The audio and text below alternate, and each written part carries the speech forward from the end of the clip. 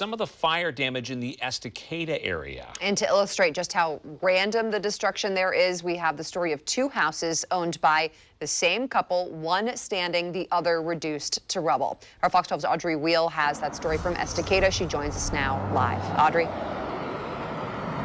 Right, we followed the Bowdens down to South Reef Road, where they've lived since the 70s. And what you'll see there is an incredibly telling picture of just how fast and hot this fire burned and how erratically it moved.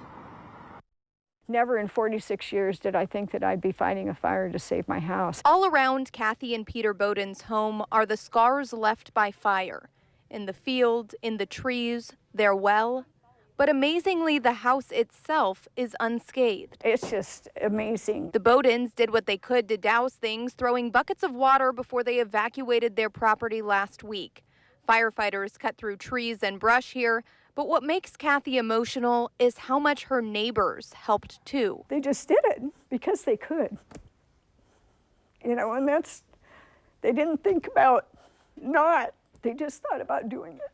Neighbor over here came in and he had two 50-gallon barrels of water in the back of his truck when he drove in, and all this was burning, and he stopped and put water on the fire to get it out. But just a short drive across their field, their other house, the one Kathy's father-in-law built in the 70s, reduced to rubble. This was the front door going into the house right here. Kathy says she's still shocked and just thinks of the memories from before. A lot of, special times, family dinners, Christmas, everything. They'd recently been renting the house out. The family living here got out safely, but without enough time to take much.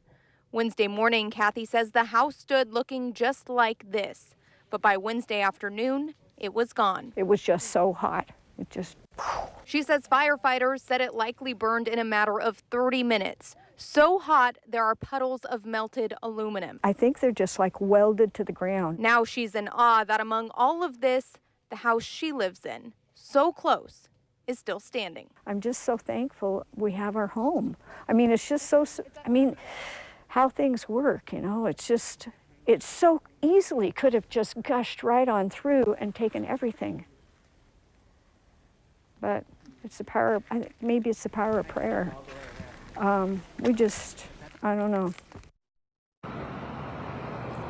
And the family renting that house, living in that house that was lost, didn't want to talk on camera right now, but they left in such a hurry that they're hoping their two cats managed to get to safety and that they'll be able to find them.